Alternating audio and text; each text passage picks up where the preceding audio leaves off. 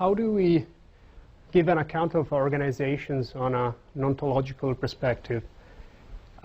This is my question, and I want to try to give a definition of organization that would capture many types, all the types of organizations, and I want to try to provide an ontology of organization. And of course, I'm going to do that using basic formal ontology as the upper level ontology.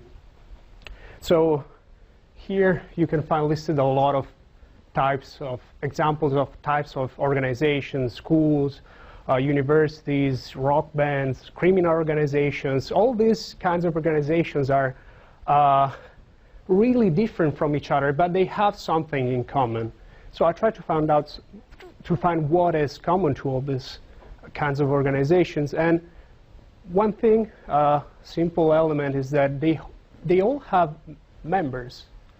And in most cases, these members are people, but they can also be other organizations. For instance, intergovernmental organizations such as the United Nations or the European Union, they have as members other organizations, not people.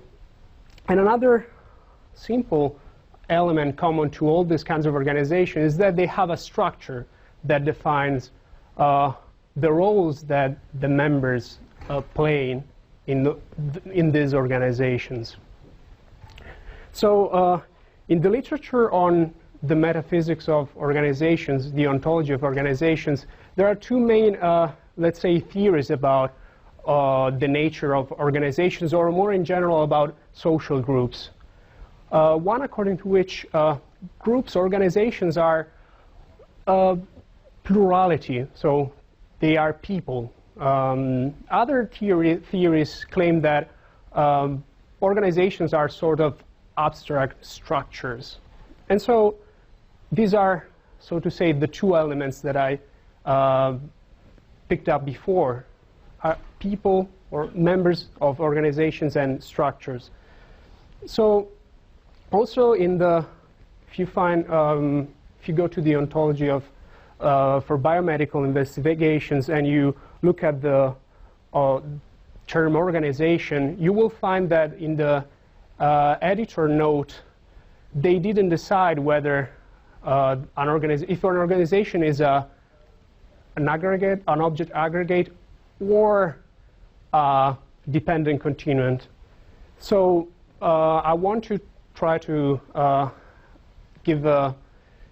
do my part, and I'm going to say that an organization is a material entity, is an object aggregate, and here I use the universal object aggregate that we found in BFO. So an object aggregate is a material entity, and it is a collection of objects whose parts are exhausted by the object that form this collection.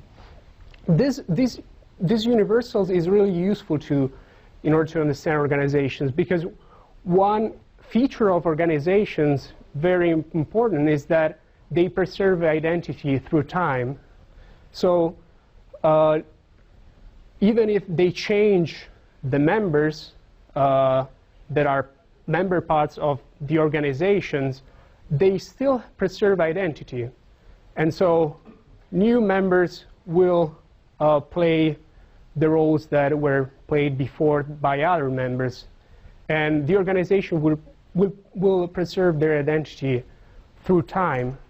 And the universal object aggregate we find in BFO allows this, because it says that although a collection of objects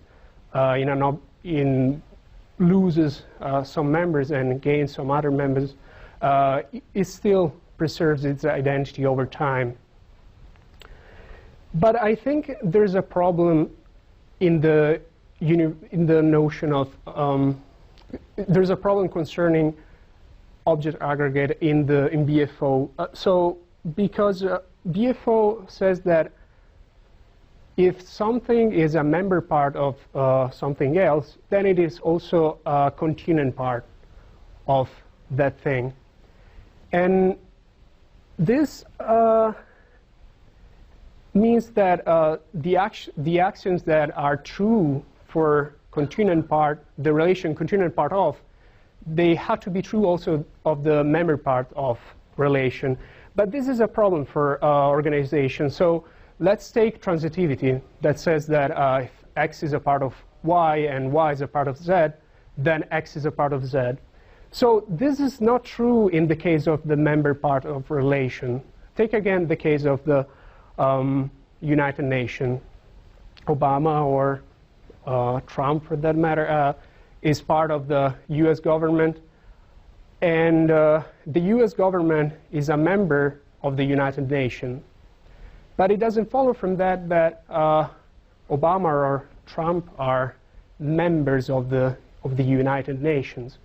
So it doesn't, for the relation member part of, the transitivity is not, doesn't count. Also, another problem is the axiom of weak supplementation. And that basically says that if X is a proper part of Y, so if X is a part of Y and X is not identical with Y, then there is some Z that doesn't overlap with X. So there's another part that is not identical with X. So this is also, this might be a limit case, but there can be examples of organizations with just one member. Of course, usually organizations are not created with only just one member, but it can be the case that it is possible that tomorrow at the Department of Philosophy everyone quits except for the chair, and then the chair starts to hire new faculty, and then the Department of Philosophy is repopulated again. So it seems that even at the point where there was just one member of the Department of Philosophy, there was still a Department of Philosophy, if we assume that it is an organization. So, and in that case, the axiom is not true, because you have a member of the organization, and you don't have another part that is not that member. So the weak supplementation axiom doesn't work for this case. So I want to claim that the member part of relation is not a merological relation, although it seems that it sounds like a merological relation because there's the term part in that. And so it has to be defined a different way, not as a subkind of the continuum part relation. I will move to the other element of the two that I mentioned before. So I said that an organization is an object aggregate, and I said that another important element that characterizes organizations is a structure. So here I mentioned Berry's work on organizations and the organigram, and for Berry, and if I misinterpret you, then you correct me or I lose some points. Organizations have a hierarchical structure. So the main relation is that of authority, which holds between roles in the organizations, not between the members of the organization. And this structure is represented by something that is called an organigram. This is a slide I took from Berry's talk on organizations. And as you can see, there's a single root node at the very top, and at the bottom you find all the other roles that have at most one superordinate. And I think that this is a good way to capture the structure of organizations. But I think that this captures only one aspect of organizations. So it may be true that many organizations have a hierarchical structure, a strictly hierarchical structure where there's just one role at the very top. But it is also true that it is not the only relation that you can find in organizations. And so there's not only the authority relation, but there are roles like advise or supervise or to coordinate or to control. And these are not necessarily authority relations. Another problem that I pointed out is that if we take this the organigram as a representation of an organization, then the U.S. government or any government that maintains the separation of powers, so executive, judiciary, and legislative power, is not an organization because there is no top-level role, and the reason why there's no top level is that it's not an aberration. It was invented, the separation of powers was invented in order to have no top authority at the very top. And so I want to claim that, like just as in the case of the organograms, it is true that the structure of the organization can be represented by nodes and edges, but the relation between these nodes is not only a relation of authority.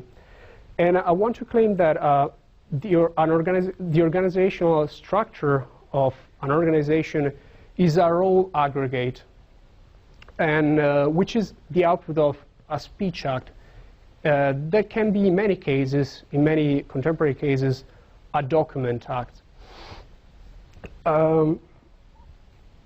So my definition of organization is a subtype of object aggregate that bears some organizational structure. The members of the organizations of this object aggregate can be either people or other organizations. And the organizational structure, which is a disaggregate role, defines all the roles of the members of the organization and also the overall role of the organization. I would say function of the organization, but it has a different meaning in PFO, so I'm not going to say that. So this is a diagram representing a minimal ontology of organization. As you can see, there's the organizational structure, which is a role aggregate and has member part roles, and people or organizations bear this role. So this is the diagram with also BFO, the BFO universals in orange.